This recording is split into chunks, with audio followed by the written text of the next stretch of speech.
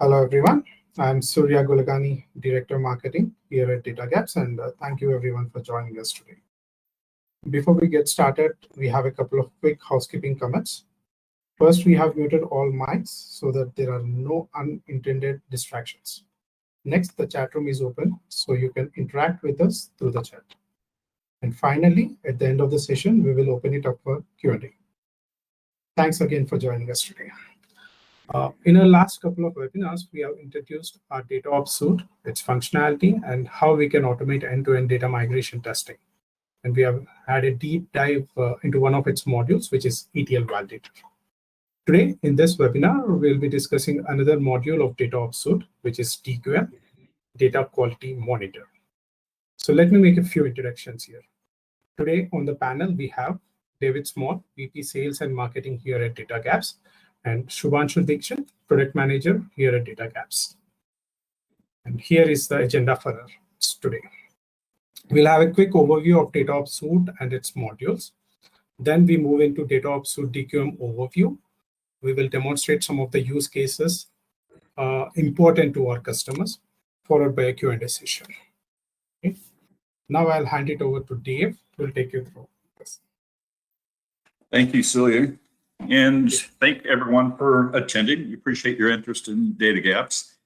Just a quick commercial about DataGaps and what we're all about is a organization that focuses on the ability for your organization to sort of trace that data journey from the point of ingestion all the way through to the point of consumption in data analytics. That's what we think about every day, all day, and that's what we put all of our attention towards.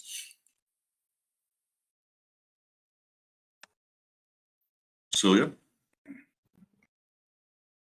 Yeah, so why do we do this? Why is it important? Well, according to many studies, and you can find these all over the internet, well, 25% of a company's organization's revenue is lost due to bad data. In terms of quality assurance and so on, 60% of your time spent in analyzing and doing testing is spent on manual writing rules and stuff to find dirty data. And then as you ingest data, up to 47% of that data is being that is created has at least one critical error in that data. And again, there's all kinds of statistics out there. It is a major issue for organizations and something that we pay 100% of our time and our attention to. So how do we do that, and what are we going to be talking about today? So we'll be talking about DataOps Suite today, which consists of a ETL framework, if you will, called Dataflow, ETL Validator, which is our technology to help you validate data coming into the enterprise and as it moves through your ETL processes. What we'll be focusing on today, though, is our data quality monitoring capability. And I'll get into describing that a little bit more in detail. There's two other companion products. One is Test Data Manager, and the other one is BI Validator. So what about data quality? There's generally accepted articles about what are the dimensions of data quality? One is accuracy. So how accurate is my information? So how can my age be 150, which would be inaccurate, but maybe if it's antique, certainly it could be. So accuracy is important. Validity, in this particular case, validity of a phone number. It's not formed correctly. There's an extra digit, and that's the dimension of validity. Timeliness, how many times have we had that somebody call us and say, hey, this data is great, but it was last week's. Where's this week's data? So timeliness, completeness. So in the case of a customer, for instance, you might have city, state, address, all of that information and other things about the customer, but it's missing zip code. So is that dimension, is the completeness correct? And in that particular example, it's not. Unicity, do I have duplicate customer keys, which would be an anomaly? Conformity, So maybe I have a special format that certain fields need to take shape, such as a purchase order format. So does my data conform to that across all of my particular systems? And then consistency has to do with systems of records maybe don't reconcile. So maybe your CRM application says that, hey, this client just bought $10,000 worth of product, but my ERP system says it's 9,000. So those systems aren't consistent. So these are a lot of the things that we help organizations with in terms of data quality. So how do we do that? Everybody has data at rest. A lot of times in data warehouses, or it could be your production systems, and you have data schemas. Those schemas have data elements associated with them. Well, you take those data schemas and you add to that rules that determine the quality of the data based upon the data elements in those schemas. So a simple rule could be a SQL query rule. It could be a duplicate check rule, a foreign key rule. We could check to see if it's within certain boundaries, but you apply these rules to elements within your schema, and what you end up with is a score for that element. And that score is simply the ratio of bad records to all the records. And that score over the course of time can improve, and it might diminish as well. So by taking these rules, applying these rules against the data element, the rules roll up to a table level, to a schema level, all the way to the enterprise level, if you like. And we give you an overall score so you can track the quality of the data in your enterprise. And finally, it looks something along these lines. In this particular case, the marketing score is a 96. I have common data models, which would be common elements out of a number of different tables, and that score is 91. But my score in finance is 71. So at this point, I know that my score is diminishing in my finance area. And so it gives me a very nice way to track back down through the finance data to figure out what is the root cause of that data score beginning to diminish. So that's a high level overview. What I'd like to do is turn this over to Shubhanshu to go ahead and show you the demonstration of data quality monitoring. And again, we appreciate your time. And please feel free to submit questions, and we'll be happy to answer those. Thank you. Thank you, Dave. Shubhanshu, it's all yours. Just stop.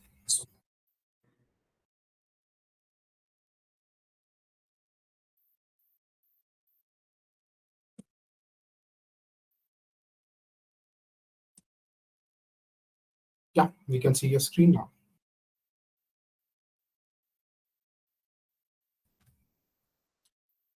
Shubhanshu, if you're speaking, you're on mute.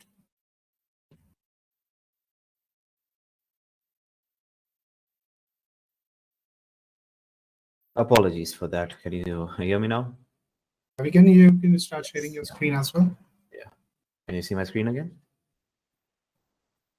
Yes. All right. Thank you. Thanks for that, Surya. So guys, welcome once again to the DataOps suite. In today's demo, we'll be going through the data quality monitor, in which we'll be covering sources, brief introduction of sources, that is, the data quality tab, and a brief intro into the data flows, specifically analysis.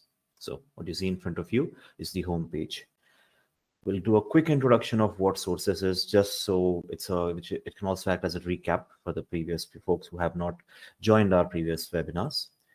Source is basically our connection of any database to the particular suite. If you want to pull files from, say, Snowflake or a MySQL server, you need to define your connection. We do that right here. A very simple way to showcase that is by going to the Add Data Source button, and within this, choosing an appropriate system. What you see here is a Snowflake JDBC connection details. You need your credentials, you need the connection URL, the correct schema, and the drivers that you need. A simple test and metadata can be retrieved from this. As we see, we have a bunch of sources we have already created in the space right here. Work schema is very similar to data sources. We won't dive into it right now as this is more towards data quality, but work schema basically works more towards using the database engine itself as opposed to using the Spark engine. For more details, you can definitely contact us on this particular aspect. But now I would like to move on to the main crux of today's topic, which is data quality. Right below the sources node, we have the data quality node. Now, before we delve into any of these windows, just a rehash of what David just said. What the suite provides, one of the primary metrics that the suite provides is the data quality score. This is the quantization of the good records seen in your system. You can have a lot of tables which go into a lot of models, and your entire model can make a system of your project. The score that you see right now is the cumulative score of all the data models that you see on your right: citizen, customer, purchasing, and so on. We'll get into what these are. But before that, I just want to specify that this DQ score, data quality score, is rolled up from a rule level. The first thing that we do is we define what a good record is, what disqualifies a record to be a good record. The examples that David showcased in the deck, whether it's valid, whether it's complete, whether the data type is correct, whether the length in the data type is correct, all these aspects affect your system. And once you define these rules, you can define whether or not a record is good or bad. Once you have those rules defined for a table, you have a score for a table. Once you have those rules defined for a bunch of tables, for an entire model, you get a score of a model, as you can see right here. And then all the cumulative score is defined as the DQ score of the project. You can see the same through the system right here. I've clicked on data quality, data score, and this has shown us firstly the trend. This is the recent most 5 runs. Correspondingly, it also showcases the data score by dimension and what the data score is within the particular models. If I get into a specific model, say sales, it can also showcase me the different scorings that we have for a particular data model in question here. This is the one that we have for sales. To dig even deeper, if we have a particular table, it can show us the data score of the table as well. Surya, you can feel free to pause me in case there are any questions. But now I would like to move into the exact rules that we define for data model.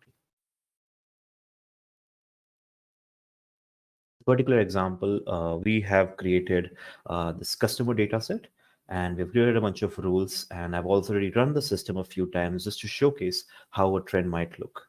The yellow line you see is the average DQ score for the table, and it shows the blue line shows the DQ score for this particular table. As you see, we have 2 tables here. One of them has more rules and the other one has fewer, but the combined score is what defines the particular DQ score of the model, and thus the average score per table as well. So you have your dashboard, which showcases the exact amount of score, the square score by dimension, as you see on your bottom right corner, and the columns that are being used for defining your data score. The next tab here is the columns. Here we have an auto detect entity point.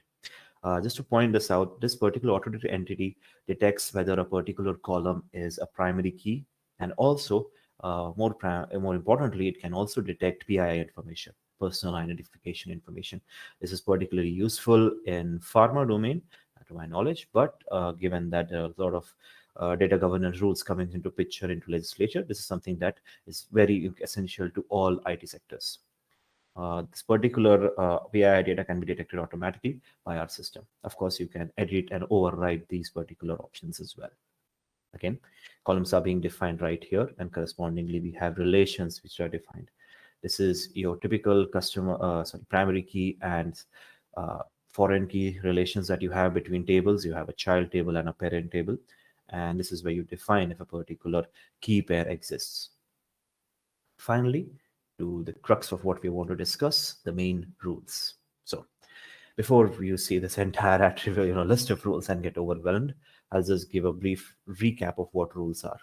Rules are definitions on what defines a record as good. So let's get to trying to add a simple rule. You see a lot of variants in our rules here, and the main objective of us with these multiple set of rules is that we want to have a system that's usable by anyone with zero coding knowledge as well. Yes, the first 2 are Sql expressions, but if you want to apply something as simple as a duplicacy check or a domain check or a simple attribute check, that can be applied very easily using the drop downs, as we will go through. For showcasing this, I'll first add an attribute just for the sake of this demo to showcase what I'm talking about. An attribute rule is created. On the right, where my mouse is, you can see the descriptions and the name and every other aspect that I can change. I can define if this is a validity type test or a consistency type test or an accuracy type test along with the severity. Then for the test, we want to define exactly what particular column we want to look at. This particular column can be a bunch of aspects, can be a birth date as well as the email address for our system. And correspondingly, in attributes, you can define what column is to be checked. So let's go up with the basic system here that our customer base has birth date present.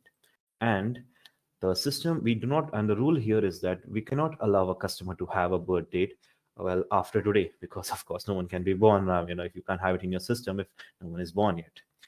The cool thing that I want to define here, I want to showcase, is that in an attribute rule, the suite actually figures out what the column type is and correspondingly figures the attributes around that. As you can see here, because birth date is a date type column, we have is after, is before, is between, and all these other operators. We can define that a rule for a good record is that it is before, and here I can simply define as today. So this is my condition, very easily defined. Quickly go showcasing something else. So if I want to say go at let me quickly find the numerical system here. Yeah, number of cars owned. If I know that the number of cars owned in my system cannot include 10, I can define that is less than. I can even search it real quick. Yeah, it's less than or equal to 10. This is what we define as a rule.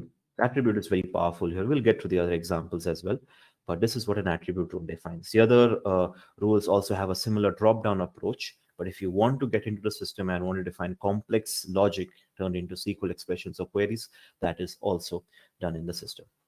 Quickly going through the success criteria. Our success criteria can be self-defined and also can be defined as 0 records. Here we have a criteria that no wild record should be found. If you want to give a bit of leeway to your system to define that if this particular rule has failed or succeeded, you can define that the good record count or the good record percentage is greater than, less than, or equal to a particular set of percentage. You can also define a threshold that comes into picture when trying to run this. We will run the other tests to showcase exactly what this looks like.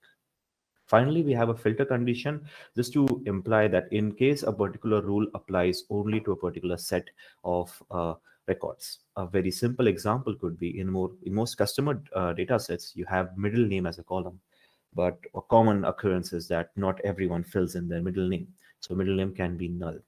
So if you want to apply a set of rules to your system, but you want to only apply them if the particular data set is not null, can add a condition that says that a particular data set is not null, and only then these particular filter conditions apply.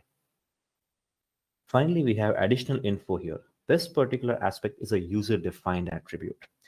The main use case here is that if this rule fails or passes, mostly in cases, if it fails, that's the oddball. If it fails, say down the line, your business users need a particular plan of action. You, from a data perspective, know exactly what to do.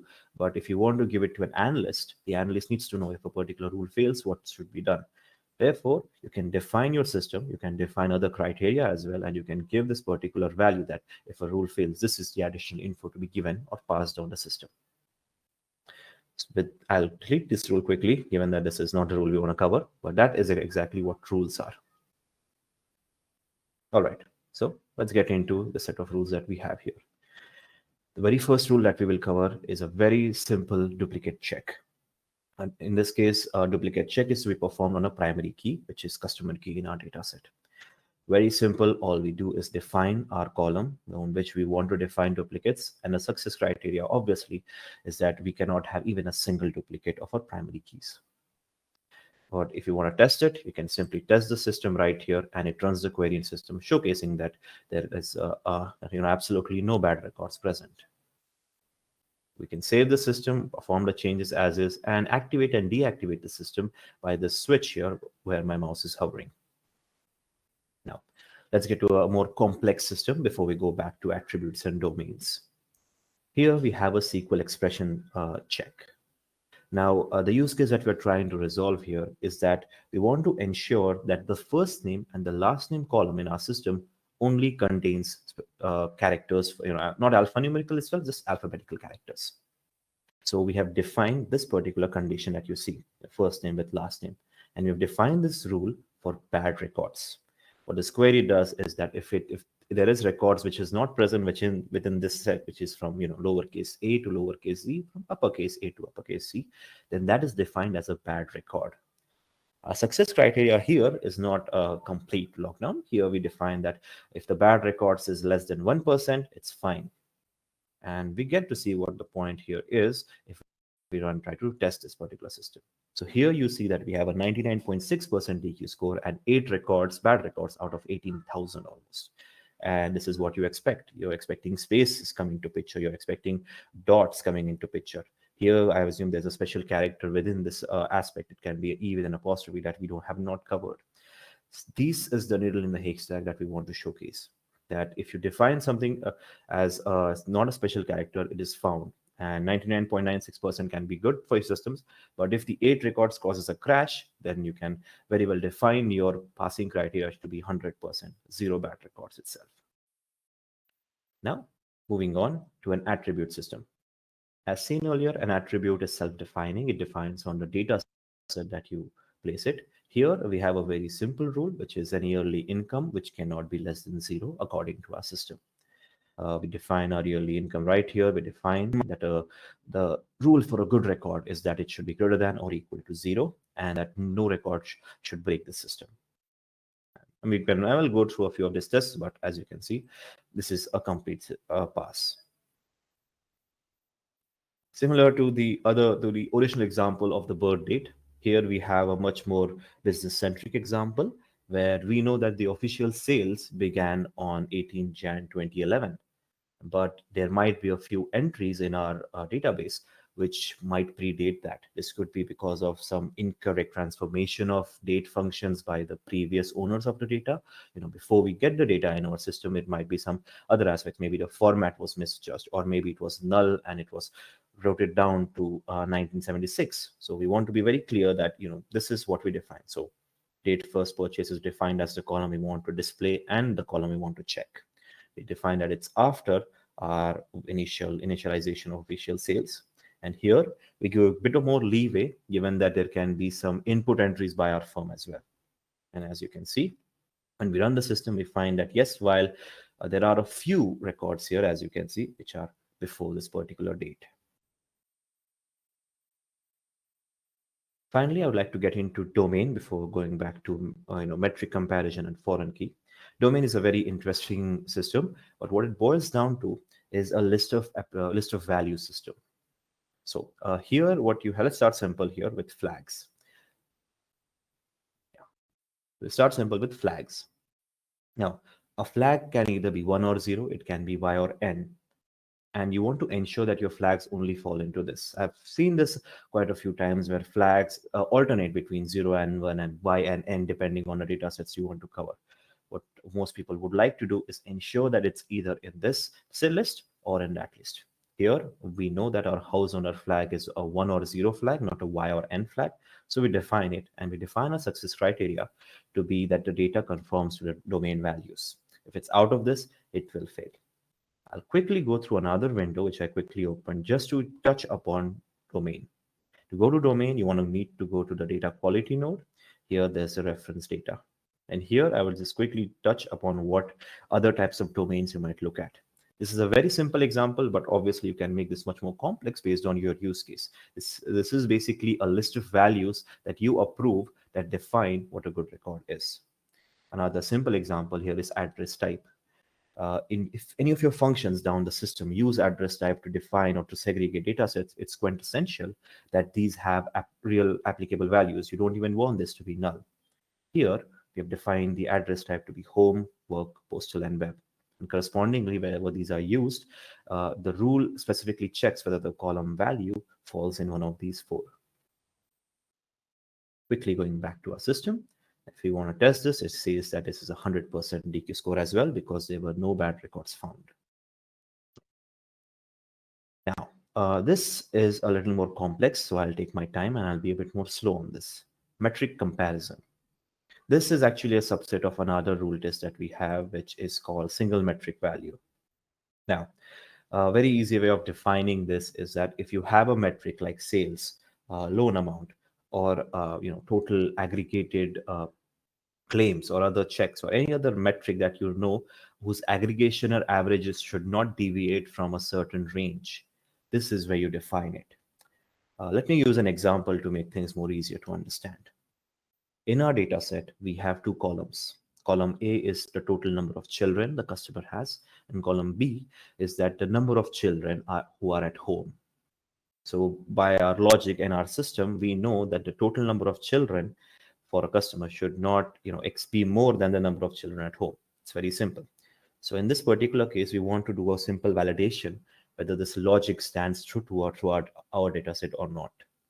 What we do for this is that we define a simple query for our metric, which is the sum of the total children in our table. Correspondingly, we also do the same for the comparison metric, and we define our rule condition. This, of course, after that, we define whether or not this particular rule condition is correct or not, and then we can run this test as well.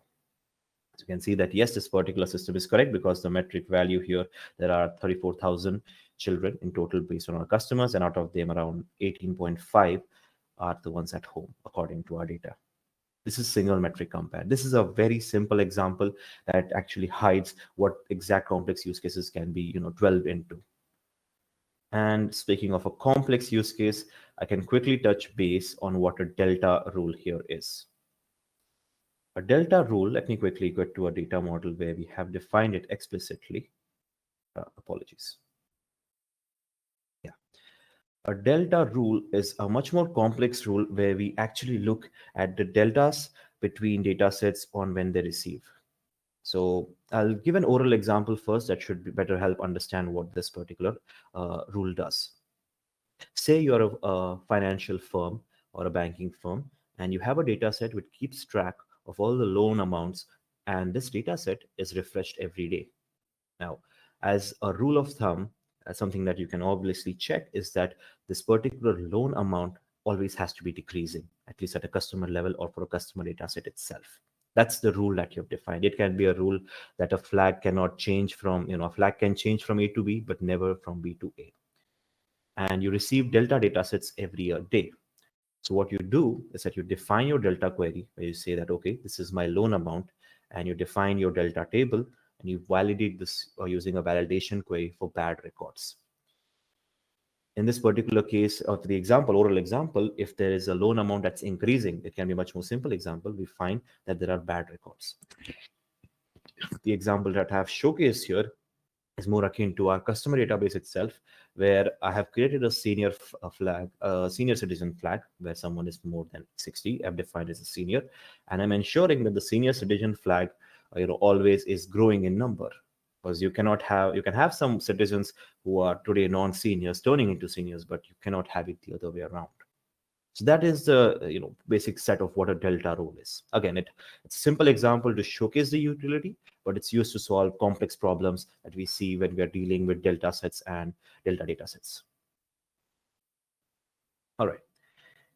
Finally, this one, skip over the email address here. An email address here, if this is again with the string, that's an attribute rule that works with strings. Here we want to ensure that the email addresses of our system fall in a particular domain. Here it's adventureworks.com. Here we see how real data set might look like, where you might have a few people who are with works.org or edu. Thus counting 5 bad records within 18K, which can potentially cause trouble in the system down the line. Finally, we have a simple foreign key. It's related to the relations we covered earlier. We define what a particular, foreign key primary key relation is between a parent table and a child table. And the success criteria here can be defined if there are orphan records found in the system, which implies that there is a key that's present in the child table, which is not present in the parent table. So that basically covers the entire rule set. And now I would like to go into running this data set. You can run the system right here. I'll discard all the changes that I've done. Here I can define how many particular schemas I want to run, for how many tables do I want to run this system, and a simple run fetches me the results.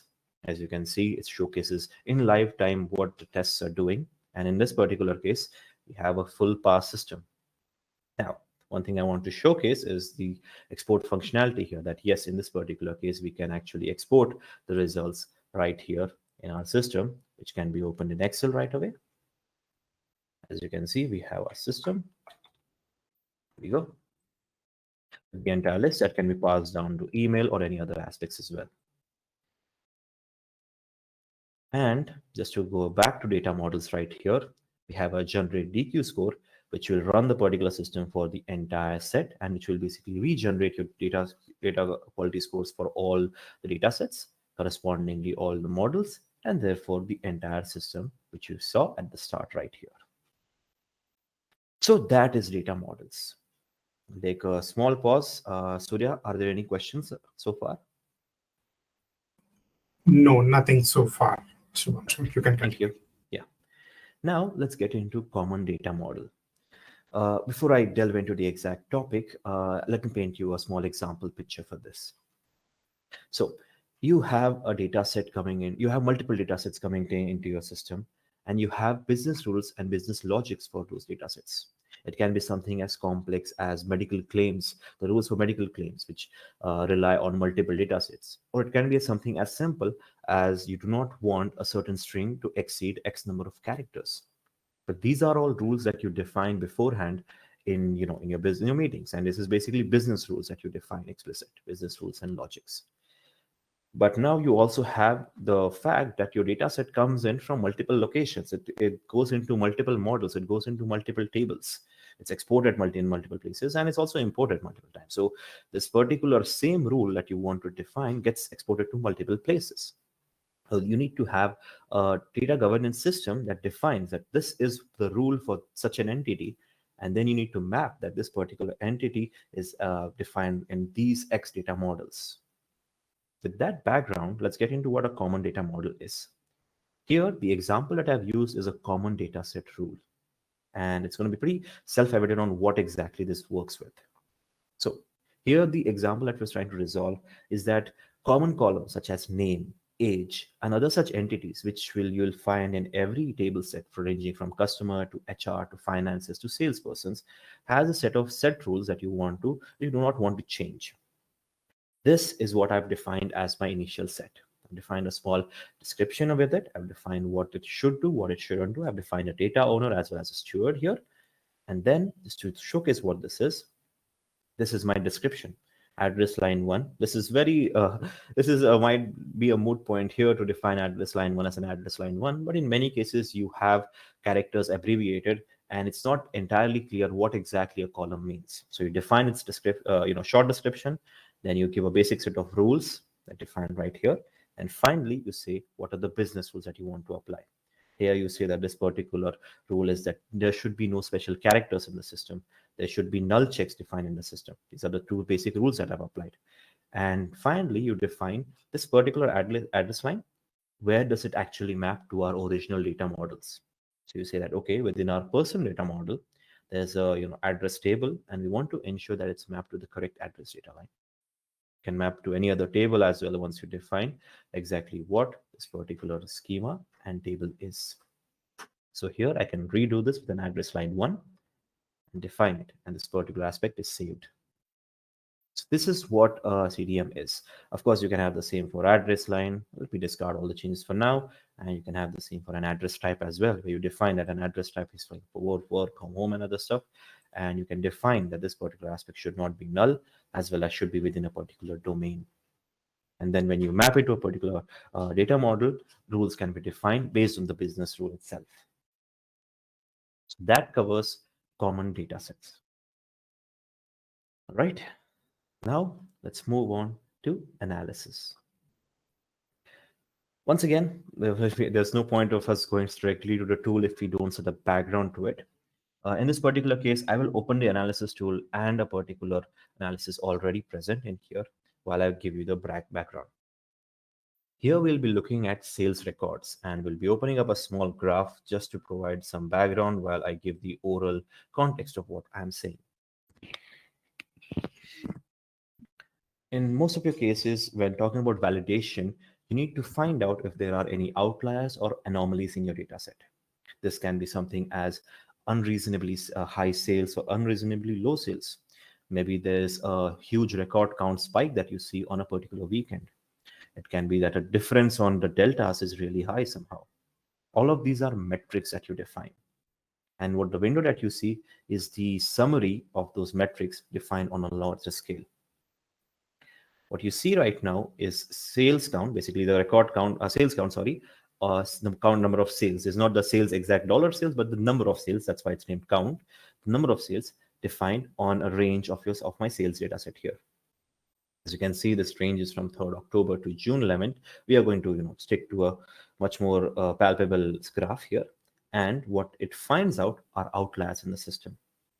Note that in a case like this, where I would like to just expand the system, when I can see that the data sets are actually increasing in system, here we are running from 70 to 80, the mean and the standard deviation adjusts accordingly, but still an outlier of 232 was detected.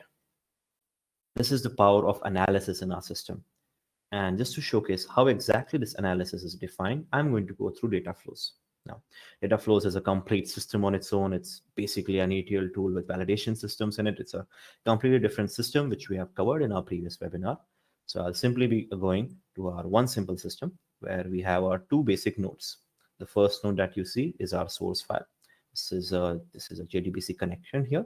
Note that this can be done to any other system as well. You can perform some transformations using SQL or code, Python or Scala or a DB script or any other aspects before using the analysis node.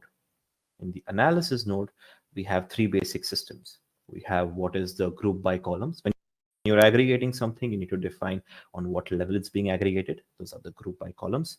You want to define the exact metric that we're doing. Here we're doing an aggregation of sum. And finally, you want to define what is your cadence. Cadence here is the date. On what date are we doing these distributions? These are defined right here. And of course, where condition, of course, we want to do it only for a specific type or a specific attribute or a specific system. You can obviously define the where conditions right here. Suppose that we have predictions in our system. Here, predictions here imply what exact metrics or what exact range do you see in the future. What we saw in the graph previously, which I'll get back to, was the past data. But so far, you can also use it to predict the next data. We have inline prediction, which also showcases what is the prediction that we see immediately. And we have multiple prediction system definitions right here, which is time series, standard deviation, and IQR. There's a lot of math behind this, which I would not like to get into right now. In case there are any questions, feel free to connect on this. We can have a proper long discussions on the exact prediction methods. But suffice to say, what this particular aspect does is identifies anomalies and predicts the range of the next data sets based on the previous data sets itself. Of course, we have a validation condition, as we saw in our data rules in the bottom, which defines if the number of anomalies count is greater than X or a percentage X. Since we have defined this as greater than 0, we see that this particular red dot appears, which implies that it failed. And we can see that, yeah, it has failed because there are a lot of anomalies present throughout the system. So this is what analysis is. As an added bonus, I would like to state that, yes, you can download this entire data in a CSV format, but you can also download this particular snippet in a PDF and JPEG format, which can be used for later reporting aspects in case you want to get into that. All right. Okay, that covers our basic system right here of analysis. We have also covered reference data. So that basically concludes most of our system in data quality. Before we move in though, I do want to cover a final aspect here, which is the configurations. So if you remember in the data rules, we had attributes defined and we had operators defined for those corresponding attributes as well. I'm just going through that in my particular window. You see, there are a lot of attributes that define exactly what can be done. These, while most of these are provided by the suite, you can also configure them by your own. You can define on what data source you want to apply what kind of expression to check this. This again goes in hand with if there's a specific business use case that is common, that analysts or someone who might not be that smart with data sets can say, that person can also get this thing done once you give them an understanding of what the exact expression is. Similarly, the custom fields that we saw at the start, which was the regions and other aspects, I can simply go through it and showcase it right here, the regions. This is also defined in the configuration system along with other admin related tools. But yeah, with that, just to conclude, this is the data quality monitor, a tool that helps you keep track of the trends, and the a tool that basically quantifies your entire number of good records versus the entire set of records over a course of time, also providing analysis to see if there are anomalies in your system, or in case or if there are any aspects that have changed overall. That basically concludes most of our system. Surya, if we have some time, we can get through catalog as well. We can touch a base upon this, but do we have any questions?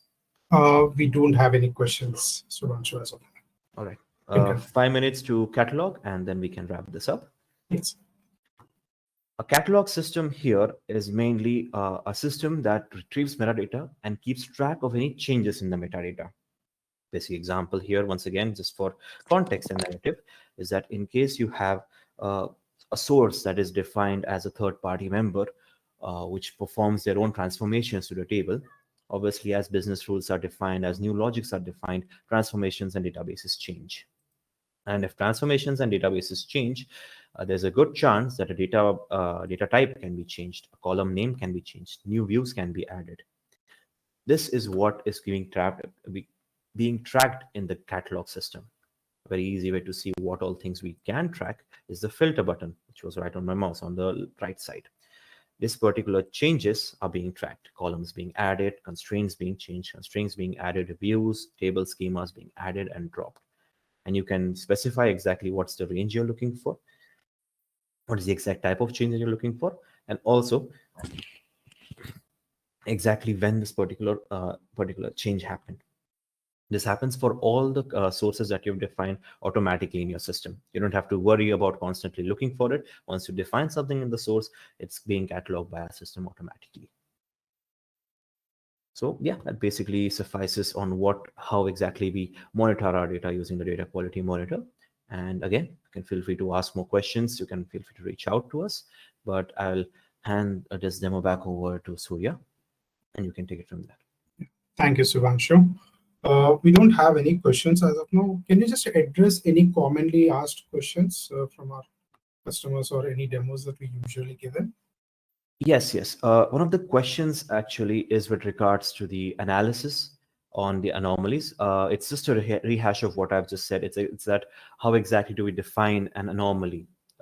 Give a brief overview because we don't want to get into the exact metrics right now. Is that the standard deviation and means are being used. You see, a time series is created where you define for a particular range, between date X to date Y. It can be from say Jan to March. You can define what the common sales are. This is your mean of your sales for this particular range. Define the standard deviation as well, and then you define a confidence interval. Confidence interval could be for say 95%. Now, as you know, a bell curve can define that a particular point is outside a 95% implies that it's either too low or it's too far from a particular trend. Note that when you use such a time series system, it keeps track of increasing and decreasing trends as well. So if your data is increasing gradually, it keeps track of that increase as well. So a slightly bigger increase doesn't get tracked as an anomaly because your entire metric is increasing. But an extremely large or a slightly lower dip in sales is being tracked because that is obviously away from the trend. So that is mainly where we get our most questions. But again, that's more on the math of what it does. We wanted to showcase the exact configuration and what the tool is used for. In case there are any more details needed, team, anyone can always contact us on that. Thank you. Thank you, Subhanshu, so much. So team, here are some useful links. If you just want to have a quick free trial of data quality monitor and some documentation and the support portal, and anyone who is interested in having some demos, they can always have request us their demos from our website here, and a link to some of the blogs that we have written around data quality monitor as well. So as part of this webinar presentation, you will be getting a downloadable link to your emails. So you'll be having this particular slide in the recording as well. Thank you. So as part of this DataOps suite, we have also scheduled a couple of more webinars, which will be, the next one will be around Test Data Manager. DataOps TDM is what we call it as. And we also have another tool called BI Validator, and a webinar which will showcase how it actually complements along with the DataOps suite. So Dave, if you want to add some more details around it, No, I would just like to thank everybody for attending the session. Hopefully this is helpful. As you think about what DataGaps is all about, you can sort of think along the lines of, sources of data that come in, that we catalog, that we track to see if there are any changes. And then those sources of data can be applied to our data quality monitoring. Those sources of data can go through our ETL validation. They can go through our ETL framework. You can actually create test data based upon those sources of data. And then finally, with the companion product, BI Validator can help you validate that those sources of data that are being consumed by your data analytics platform are being done properly, from performance and stress and so on. So we really focus on that end-to-end validation from the time it comes into the enterprise to the time it gets consumed. That's what we're focused on. And we think we have a very nice suite of products that enable you to sort of connect to a data source once and perform multiple types of functions and processes against that data. So with that, again, I'd like to thank everybody for attending and look forward to hearing from you in the future. Thank you now. Thank you, Dave. So if anyone is interested in looking at the platform or wants to get a demo scheduled for you or your team, please feel free to reach us here on our website or Dave directly. Thanks again and see you later.